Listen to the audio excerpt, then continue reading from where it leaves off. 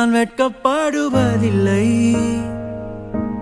என் குடும்பம் வெட்கப்படுவதில்லை, ஜனமோடு போதும் வெட்கப்படுவதில்லை, உம்மை நோக்கி பார்த்தோம் வெட்கப்படுவதில்லை, உம்மை நம்பினோர் வெட்கப்படுவதில்லை.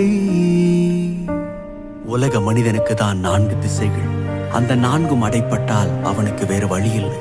ஆனால் தேவனை நம்புகிறவர்களுக்கு 4 திசைகள் அடைப்பட்டாலும் மேலே ஒரு திசை திறந்தே இருக்கிறது. நான் வெட்க